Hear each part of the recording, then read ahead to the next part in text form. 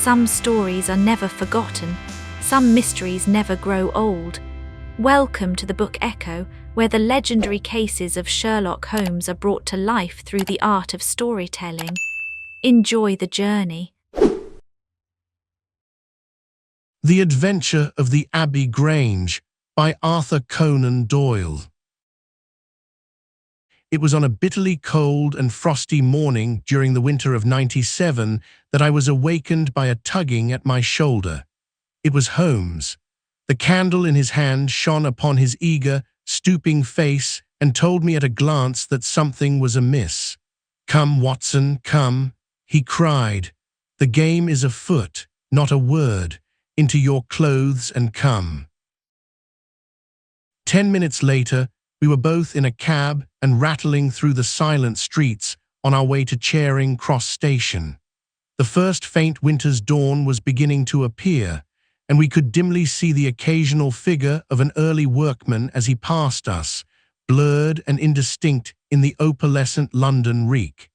Holmes nestled in silence into his heavy coat, and I was glad to do the same, for the air was most bitter and neither of us had broken our fast.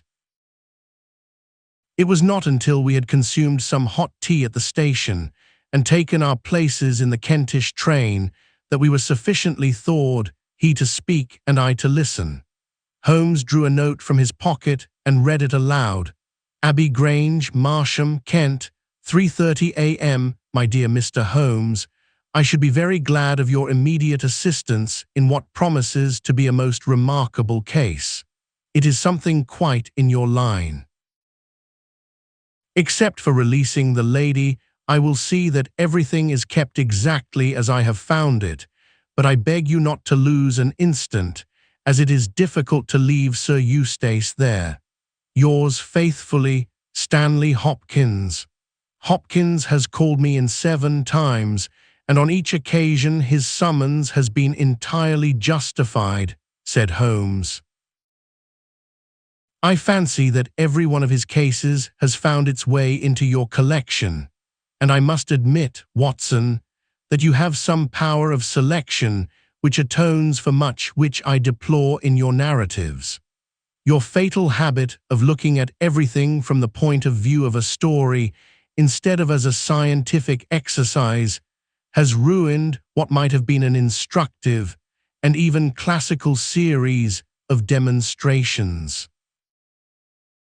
You slur over work of the utmost finesse and delicacy in order to dwell upon sensational details which may excite, but cannot possibly instruct, the reader. Why do you not write them yourself?" I said with some bitterness. "I will, my dear Watson, I will. At present I am, as you know, fairly busy, but I propose to devote my declining years to the composition of a textbook which shall focus the whole art of detection into one volume. Our present research appears to be a case of murder." "You think this Sir Eustace is dead, then?" "I should say so. Hopkins's writing shows considerable agitation, and he is not an emotional man. Yes, I gather there has been violence, and that the body is left for our inspection. A mere suicide would not have caused him to send for me. As to the release of the lady, it would appear that she has been locked in her room during the tragedy. We are moving in high life, Watson. Crackling paper, EB monogram, coat of arms, picturesque address. I think that friend Hopkins will live up to his reputation and that we shall have an interesting morning. The crime was committed before 12 last night. How can you possibly tell? By an inspection of the trains and by reckoning the time. The local police had to be called in. They had to communicate with Scotland Yard. Hopkins had to go out, and he in turn had to send for me. All that makes a fair night's work. Well, here we are at Chisleyhurst Station, and we shall soon set our doubts at rest. A drive of a couple of miles through narrow country lanes brought us to a park gate, which was opened for us by an old lodge-keeper, whose haggard face bore the reflection of some great disaster.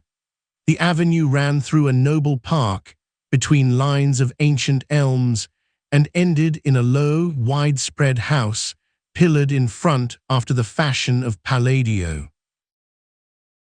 The central part was evidently of a great age and shrouded in ivy, but the large windows showed that modern changes had been carried out, and one wing of the house appeared to be entirely new.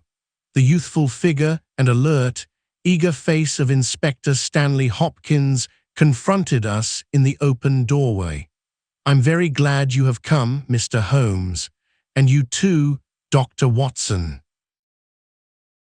But indeed, if I had my time over again, I should not have troubled you, for since the lady has come to herself, she has given so clear an account of the affair that there is not much left for us to do.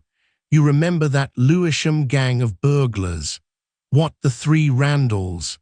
Exactly, the father and 2 sons. It's their work. I have not a doubt of it. They did a job at Sydenham a fortnight ago and were seen and described. Rather cool to do another so soon and so near, but it is they, beyond all doubt. It's a hanging matter this time. Sir Eustace is dead, then? Yes, his head was knocked in with his own poker. Sir Eustace Brackenstall, the driver, tells me, exactly one of the richest men in Kent. Lady Brackenstall is in the morning room. Poor lady, she has had a most dreadful experience. She seemed half dead when I saw her first. I think you had best see her and hear her account of the facts. Then we will examine the dining room together. Lady Brackenstall was no ordinary person. Seldom have I seen so graceful a figure, so womanly a presence, and so beautiful a face. She was a blonde, golden-haired, blue-eyed, and would, no doubt, have had the perfect complexion which goes with such colouring, had not her recent experience left her drawn and haggard. Her sufferings were physical as well as mental, for over one eye rose a hideous plum-coloured swelling, which her maid, a tall, austere woman, was bathing assiduously with vinegar and water. The lady lay back exhausted upon a couch, but her quick, observant gaze as we entered the room, and the alert expression of her beautiful features, showed that neither her wits nor her courage had been shaken by her terrible experience. She was enveloped in a loose dressing gown of blue and silver, but a black sequin-covered dinner dress was hung upon the couch beside her.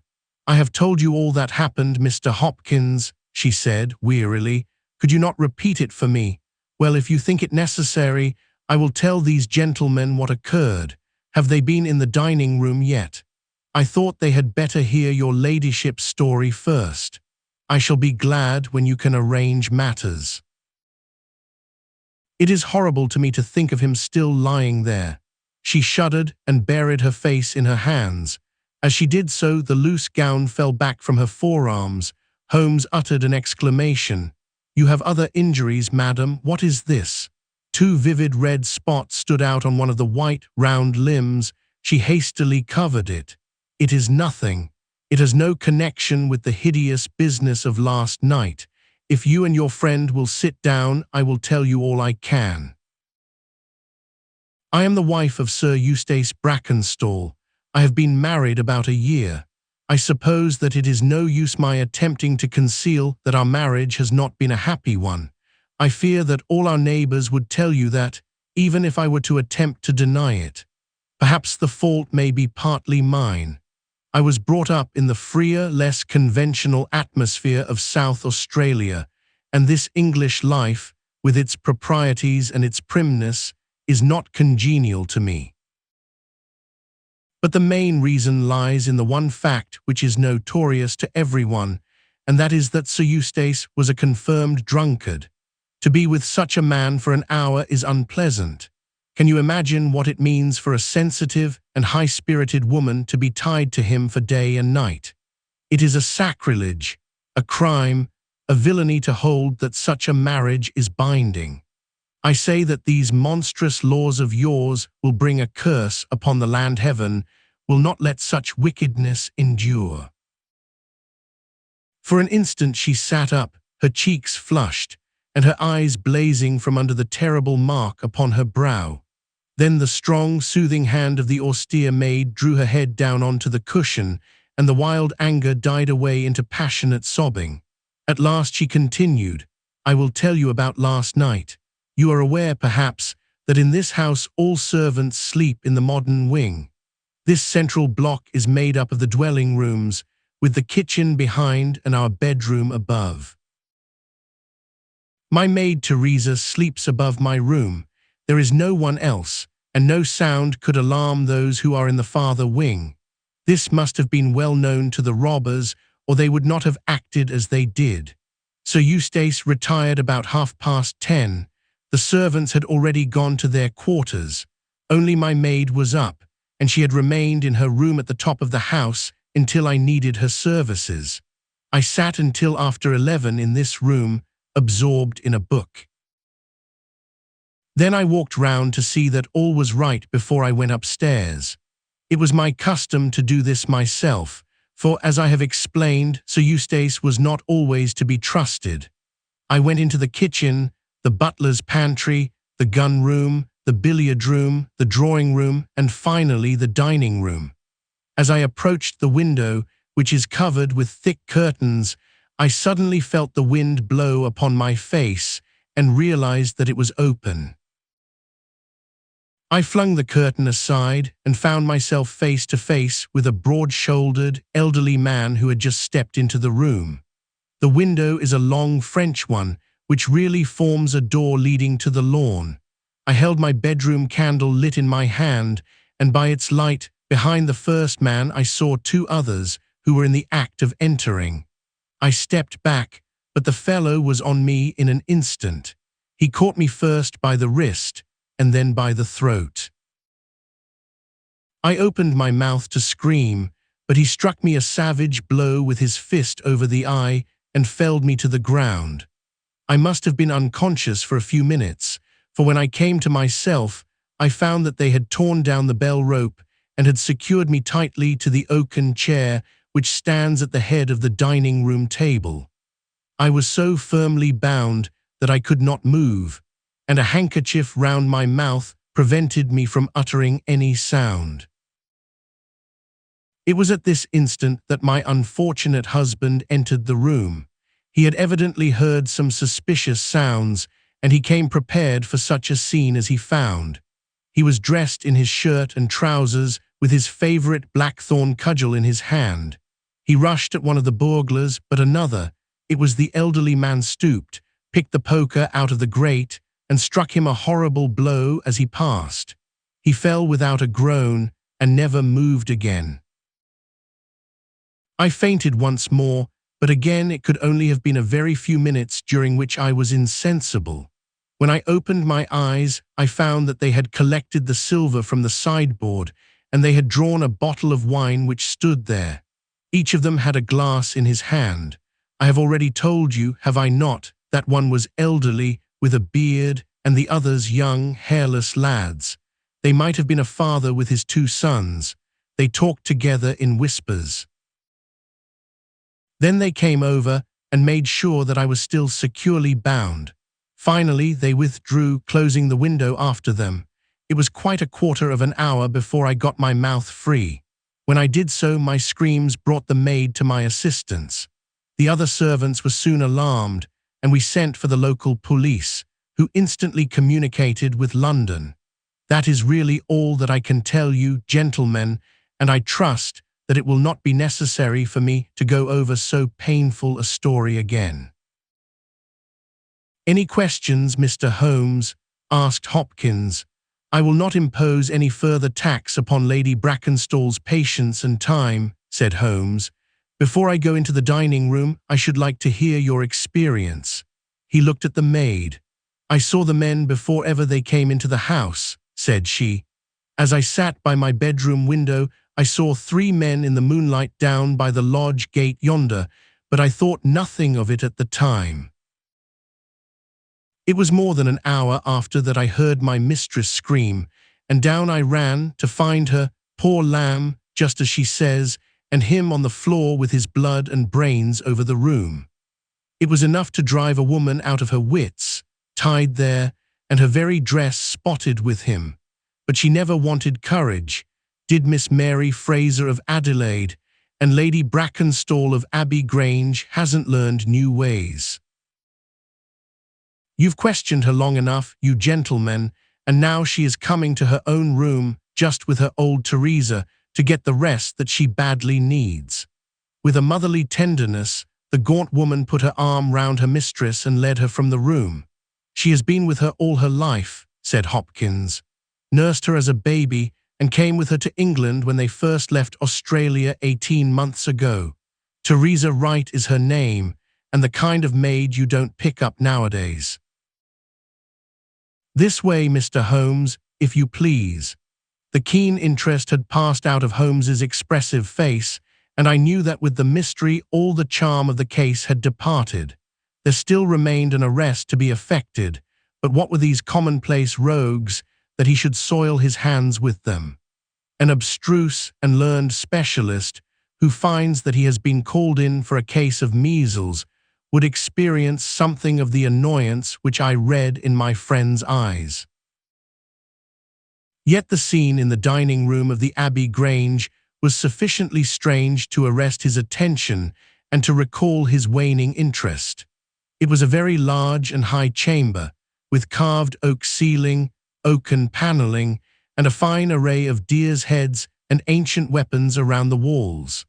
At the farther end from the door was the high French window of which we had heard. 3 smaller windows on the right-hand side filled the apartment with cold winter sunshine. On the left was a large, deep fireplace with a massive, overhanging oak mantelpiece. Beside the fireplace was a heavy oaken chair with arms and crossbars at the bottom.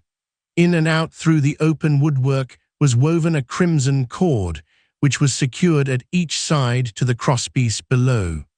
In releasing the lady, the cord had been slipped off her, but the knots with which it had been secured still remained. These details only struck our attention afterwards, for our thoughts were entirely absorbed by the terrible object which lay upon the tiger-skin hearthrug in front of the fire. It was the body of a tall, well-made man, about 40 years of age. He lay upon his back, his face upturned, with his white teeth grinning through his short black beard. His 2 clenched hands were raised above his head, and a heavy blackthorn stick lay across them. His dark, handsome, aquiline features were convulsed into a spasm of vindictive hatred, which had set his dead face in a terribly fiendish expression. He had evidently been in his bed when the alarm had broken out, for he wore a foppish embroidered nightshirt, and his bare feet projected from his trousers. His head was horribly injured, and the whole room bore witness to the savage ferocity of the blow which had struck him down. Beside him lay the heavy poker, bent into a curve by the concussion.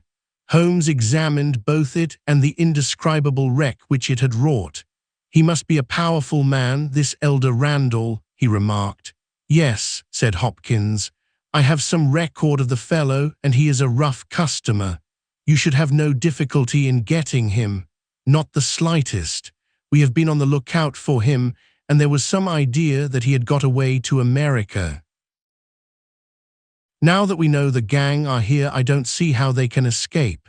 We have the news at every seaport already, and a reward will be offered before evening. What beats me is how they could have done so mad a thing, knowing that the lady could describe them, and that we could not fail to recognize the description. Exactly. One would have expected that they would have silenced Lady Brackenstall as well. They may not have realized, I suggested, that she had recovered from her faint. That is likely enough. If she seemed to be senseless, they would not take her life. What about this poor fellow, Hopkins? I seem to have heard some queer stories about him. He was a good-hearted man when he was sober, but a perfect fiend when he was drunk, or rather when he was half drunk, for he seldom really went the whole way. The devil seemed to be in him at such times, and he was capable of anything. From what I hear, in spite of all his wealth and his title, he very nearly came our way once or twice. There was a scandal about his drenching a dog with petroleum and setting it on fire, her ladyship's dog, to make the matter worse, and that was only hushed up with difficulty. Then he threw a decanter at that maid, Teresa Wright. There was trouble about that. On the whole, and between ourselves, it will be a brighter house without him. What are you looking at now?" Holmes was down on his knees, examining with great attention the knots upon the red cord with which the lady had been secured. Then he carefully scrutinized the broken and frayed end where it had snapped off when the burglar had dragged it down. "When this was pulled down, the bell in the kitchen must have rung loudly," he remarked. "No one could hear it. The kitchen stands right at the back of the house. How did the burglar know no one would hear it? How dared he pull at a bell rope in that reckless fashion?" "Exactly, Mr. Holmes, exactly. You put the very question which I have asked myself again and again.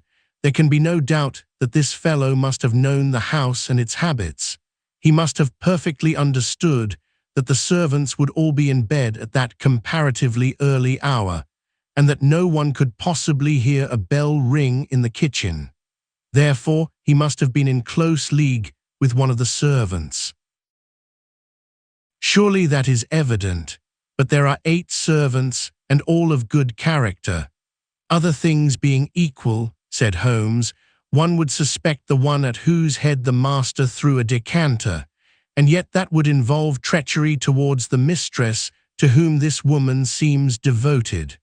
Well, the point is a minor one, and when you have Randall, you will probably find no difficulty in securing his accomplice." The lady's story certainly seems to be corroborated, if it needed corroboration, by every detail which we see before us. He walked to the French window and threw it open. There are no signs here, but the ground is iron hard, and one would not expect them. I see that these candles on the mantelpiece have been lighted. Yes, it was by their light, and that of the lady's bedroom candle, that the burglars saw their way about. And what did they take? Well, they did not take much, only half a dozen articles of plate off the sideboard. Lady Brackenstall thinks that they were themselves so disturbed by the death of Sir Eustace that they did not ransack the house as they would otherwise have done. No doubt that is true, and yet they drank some wine, I understand, to steady their own nerves. Exactly. These 3 glasses upon the sideboard have been untouched, I suppose. Yes, and the bottle stands as they left it. Let us look at it. Halloa, what is this? The 3 glasses were grouped together, all of them tinged with wine, and one of them containing some dregs of beeswing. The bottle stood near them, 2/3 full, and beside it lay a long, deeply stained cork. Its appearance and the dust upon the bottle showed that it was no common vintage which the murderers had enjoyed. A change had come over Holmes's manner. He had lost his listless expression, and again I saw an alert light of interest in his keen, deep-set eyes. He raised the cork and examined it minutely. "How did they draw it?"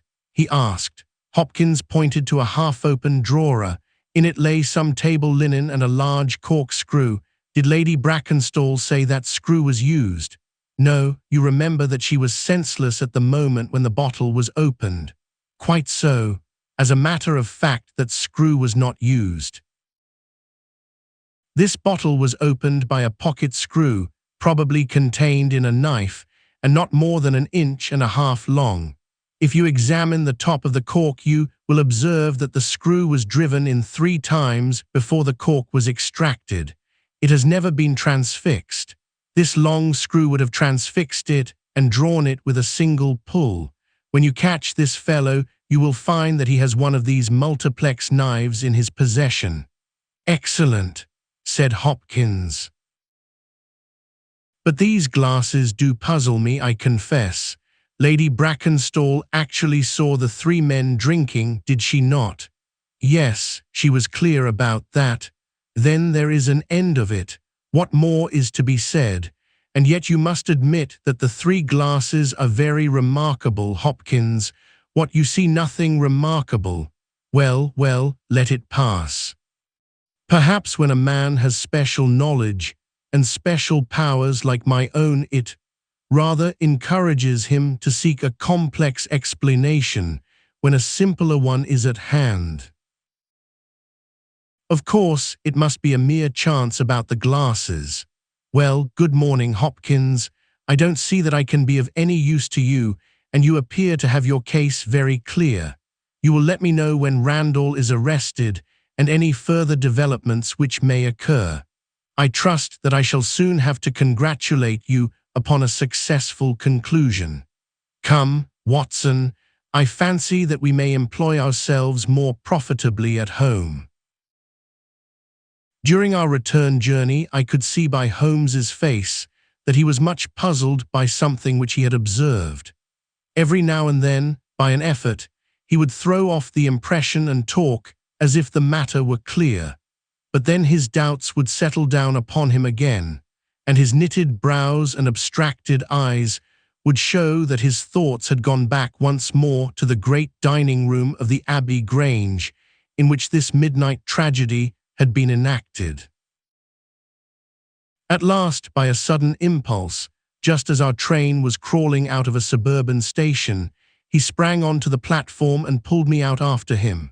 "Excuse me, my dear fellow," said he, as we watched the rear carriages of our train disappearing round a curve. "I am sorry to make you the victim of what may seem a mere whim, but on my life, Watson, I simply can't leave that case in this condition. Every instinct that I possess cries out against it. It's wrong, it's all wrong, I'll swear that it's wrong.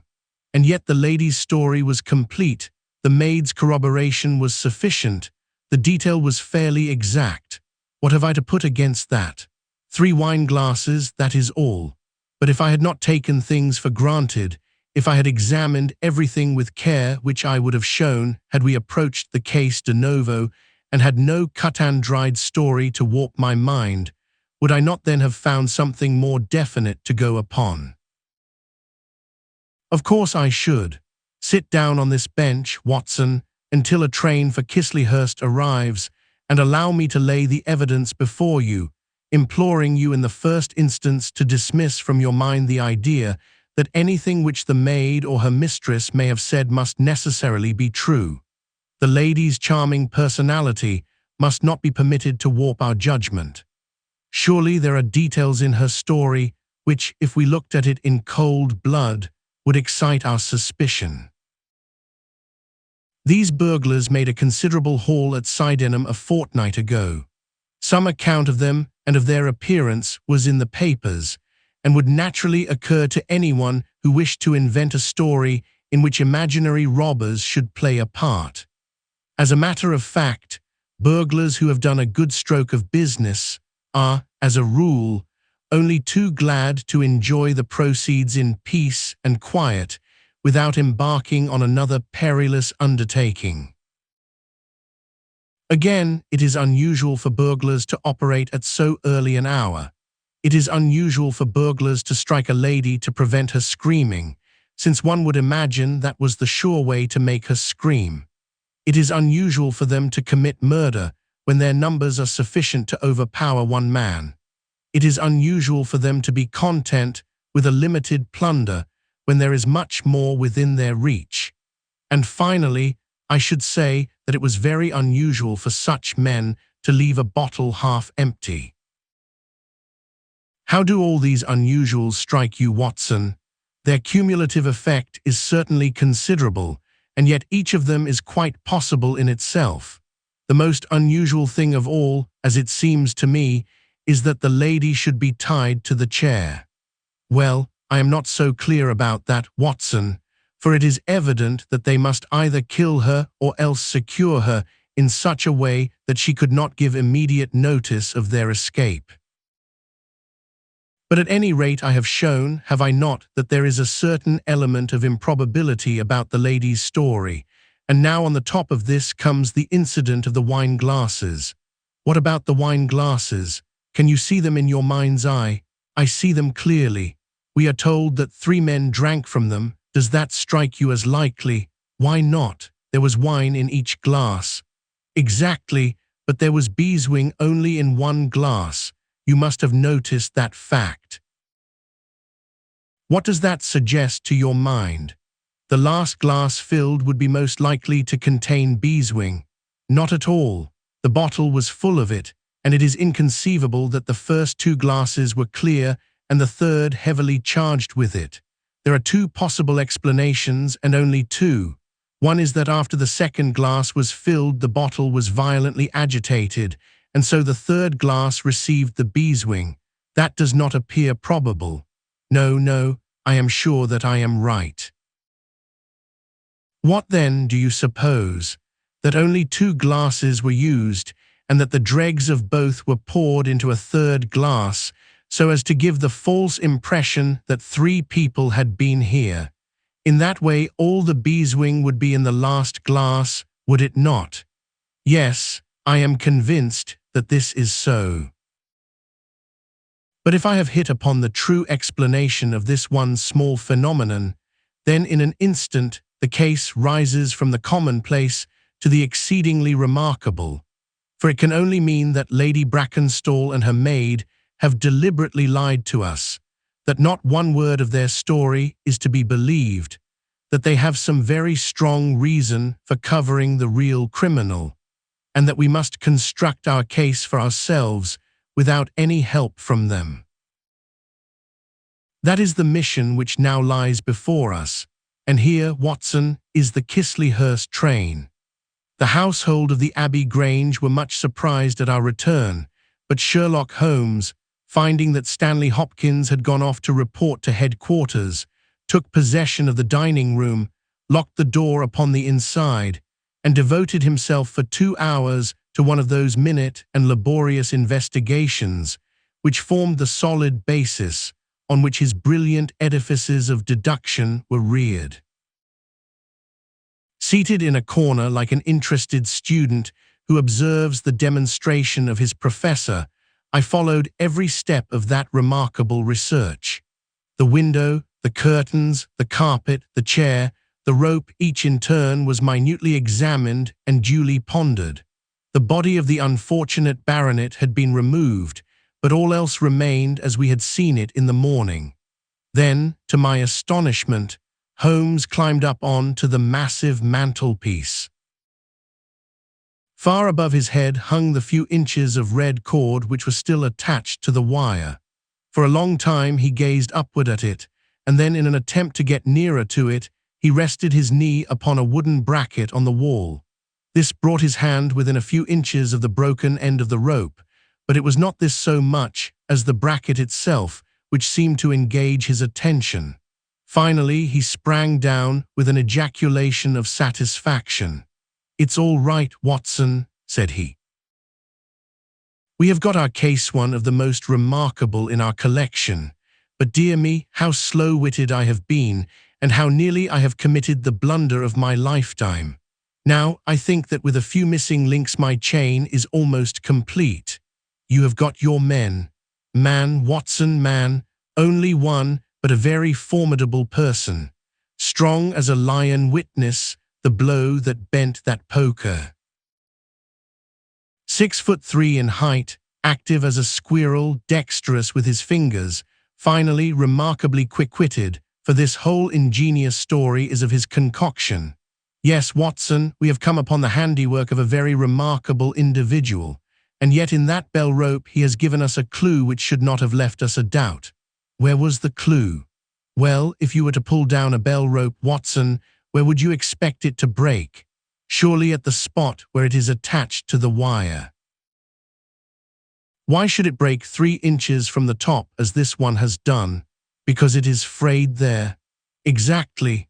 This end, which we can examine, is frayed. He was cunning enough to do that with his knife.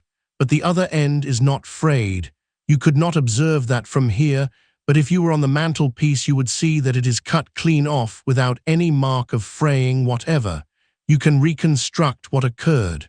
The man needed the rope. He would not tear it down for fear of giving the alarm by ringing the bell. What did he do? He sprang up on the mantelpiece, could not quite reach it, put his knee on the bracket. You will see the impression in the duststand, so got his knife to bear upon the cord. I could not reach the place by at least 3 inches, from which I infer that he is at least 3 inches a bigger man than I. Look at that mark upon the seat of the oaken chair. What is it? Blood. Undoubtedly, it is blood. This alone puts the lady's story out of court. If she was seated on the chair when the crime was done, how comes that mark? No, she was placed in the chair after the death of her husband. I'll wager that the black dress shows a corresponding mark to this. We have not yet met our Waterloo Watson, but this is our Marengo, for it begins in defeat and ends in victory. I should like now to have a few words with the nurse Teresa. We must be wary for a while if we are to get the information which we want. She was an interesting person, this stern Australian nurse. Taciturn, suspicious, ungracious. It took some time before Holmes's pleasant manner and frank acceptance of all that she said thawed her into a corresponding amiability. She did not attempt to conceal her hatred for her late employer. Yes, sir, it is true that he threw the decanter at me. I heard him call my mistress a name, and I told him that he would not dare to speak so if her brother had been there. Then it was that he threw it at me. He might have thrown a dozen if he had but left my bonny bird alone. He was forever ill-treating her, and she too proud to complain. She will not even tell me all that he has done to her. She never told me of those marks on her arm that you saw this morning, but I know very well that they come from a stab with a hat pin. The sly fiend, heaven forgive me that I should speak of him so now that he is dead, but a fiend he was if ever one walked the earth. He was all honey when first we met him, only 18 months ago, and we both feel as if it were 18 years. She had only just arrived in London. Yes, it was her first voyage. She had never been from home before. He won her with his title and his money and his false London ways. If she made a mistake, she has paid for it, if ever a woman did. What month did we meet him? Well, I tell you, it was just after we arrived. We arrived in June and it was July. They were married in January of last year. Yes, she is down in the morning room again, and I have no doubt she will see you, but you must not ask too much of her, for she has gone through all that flesh and blood will stand. Lady Brackenstall was reclining on the same couch, but looked brighter than before. The maid had entered with us, and began once more to foment the bruise upon her mistress's brow. I hope, said the lady, that you have not come to cross-examine me again. No, Holmes answered in his gentlest voice, I will not cause you any unnecessary trouble, Lady Brackenstall, and my whole desire is to make things easy for you, for I am convinced that you are a much-tried woman. If you will treat me as a friend, and trust me, you may find that I will justify your trust.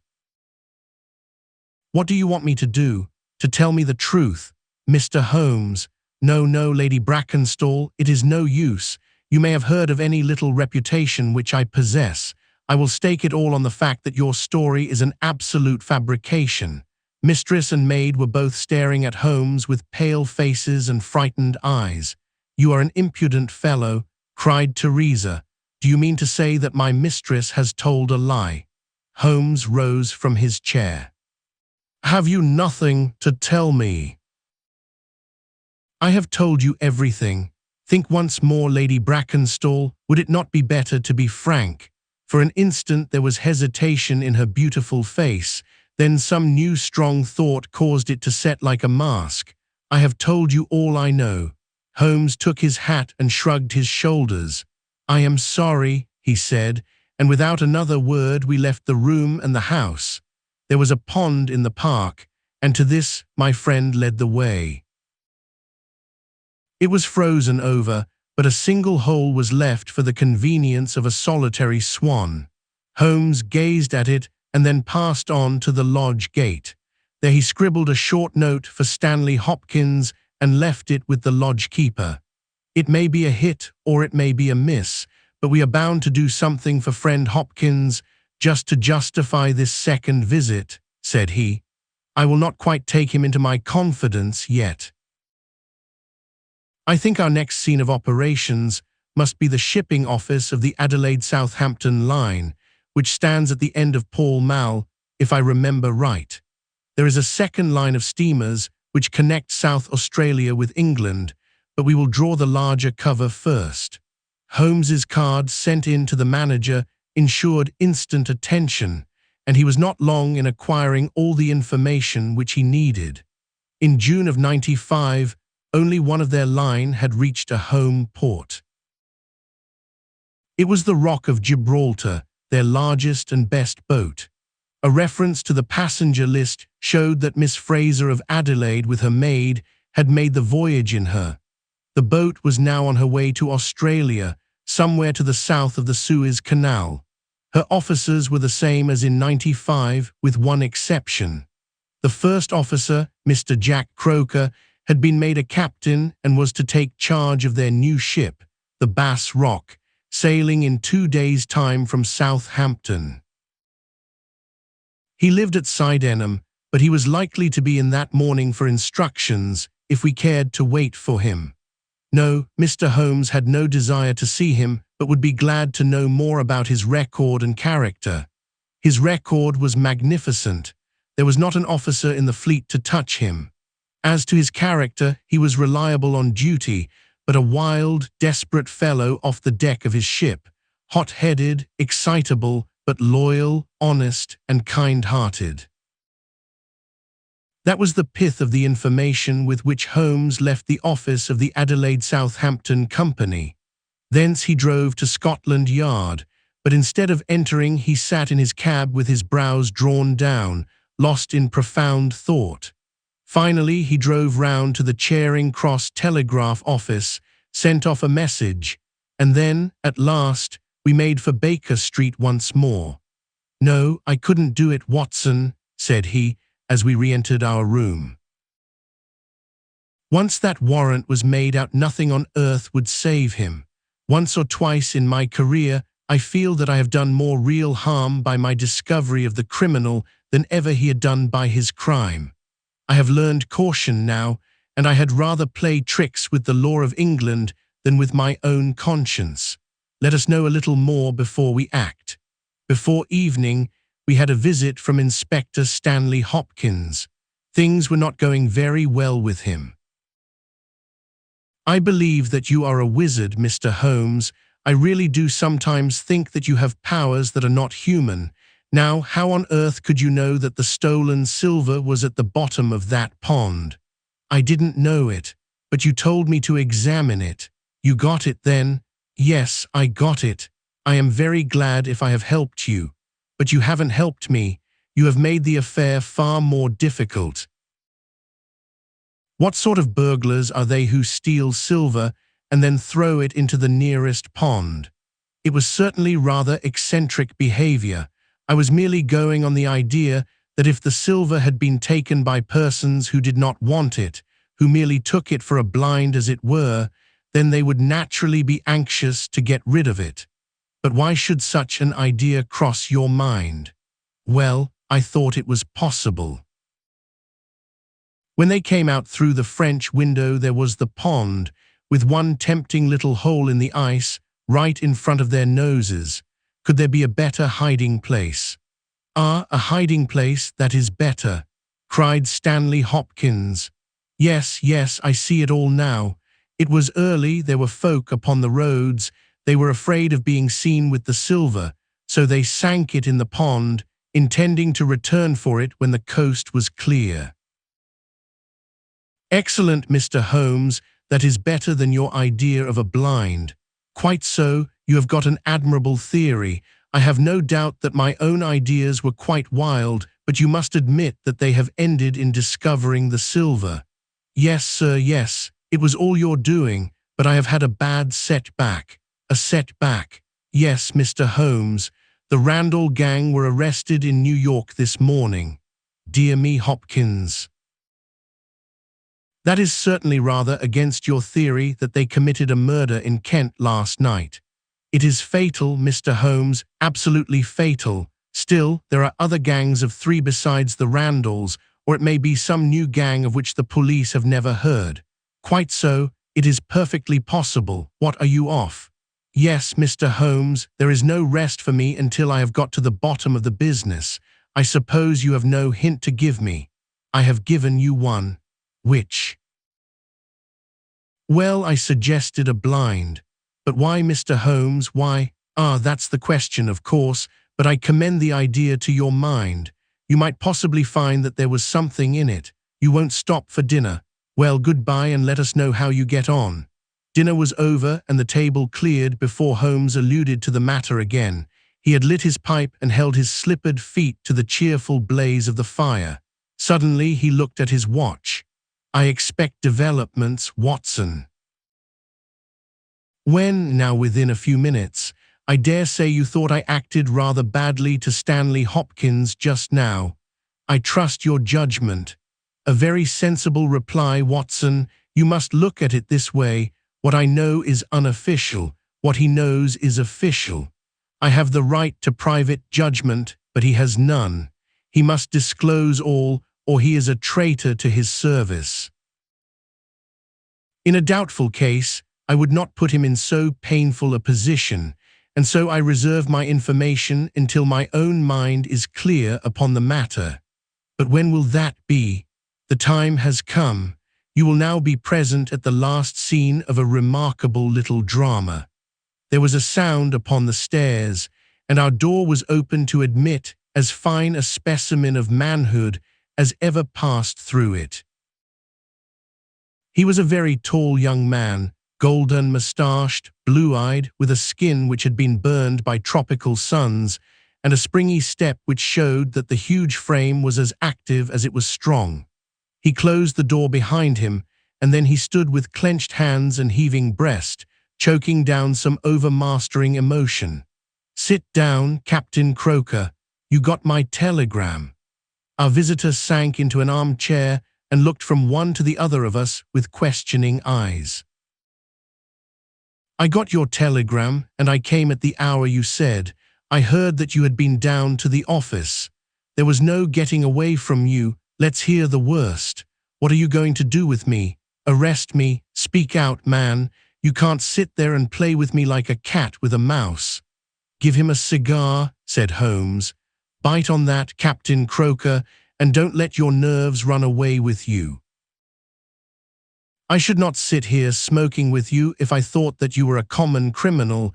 You may be sure of that. Be frank with me, and we may do some good. Play tricks with me, and I'll crush you. What do you wish me to do?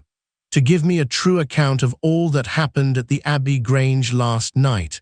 A true account, mind you, with nothing added and nothing taken off. I know so much already that if you go 1 inch off the straight, I'll blow this police whistle from my window and the affair goes out of my hands forever." The sailor thought for a little, then he struck his leg with his great sunburned hand. "I'll chance it," he cried. "I believe you are a man of your word, and a white man, and I'll tell you the whole story. But one thing I will say first. So far as I am concerned, I regret nothing and I fear nothing, and I would do it all again and be proud of the job. Curse the beast. If he had as many lives as a cat, he would owe them all to me. But it's the lady, Mary Fraser, for never will I call her by that accursed name. When I think of getting her into trouble, I who would give my life just to bring one smile to her dear face, it's that turns my soul into water. And yet what less could I do? I'll tell you my story, gentlemen, and then I'll ask you as man to man what less could I do. I must go back a bit. You seem to know everything, so I expect that you know that I met her when she was a passenger, and I was first officer of the Rock of Gibraltar. From the first day I met her, she was the only woman to me. Every day of that voyage I loved her more, and many a time since have I kneeled down in the darkness of the night watch and kissed the deck of that ship because I knew her dear feet had trod it. She was never engaged to me. She treated me as fairly as ever a woman treated a man. I have no complaint to make. It was all love on my side, and all good comradeship and friendship on hers. When we parted, she was a free woman, but I could never again be a free man. Next time I came back from sea, I heard of her marriage. Well, why shouldn't she marry whom she liked? Title and money, who could carry them better than she? She was born for all that is beautiful and dainty. I didn't grieve over her marriage. I was not such a selfish hound as that. I just rejoiced that good luck had come her way and that she had not thrown herself away on a penniless sailor. That's how I loved Mary Fraser. Well, I never thought to see her again, but last voyage I was promoted, and the new boat was not yet launched, so I had to wait for a couple of months with my people at Sydenham.